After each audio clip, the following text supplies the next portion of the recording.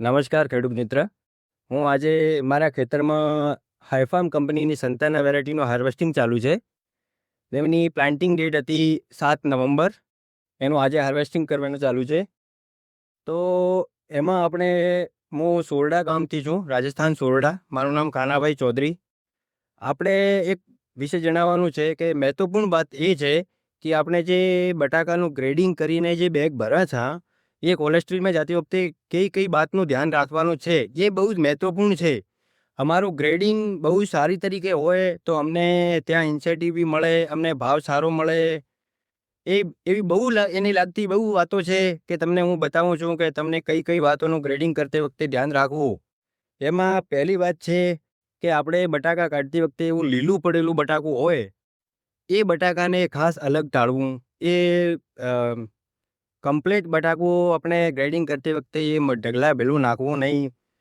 પછી એના પછી એ હાર્વેસ્ટિંગ કરતાં કપાયેલું બટાકું છે એ પણ સાથે નાખવું નહીં, એ અલગ રાખવાનું.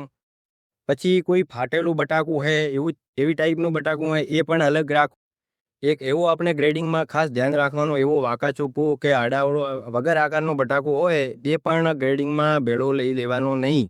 એ બિલકુલ ચાલે નહીં. ત્યાં એવું બટાકું કે આ પણ બટાકું હોય એવું બિલકુલ ચાલે નહીં.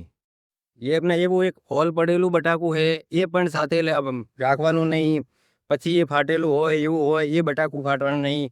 આપણે એ વાત મહત્વપૂર્ણ ધ્યાન રાખવાની છે કે આ ગ્રેડિંગ કરતી વખતે આપણે સહી માલ ત્યાં મોકલીએ કોલેસ્ટ્રોલમાં તો પણ અમને એનું ઇન્સેન્ટિવ મળે છે, આપણે ભાવ સારો મળે છે, આપણે કોઈ કપાત નહીં કપાતું.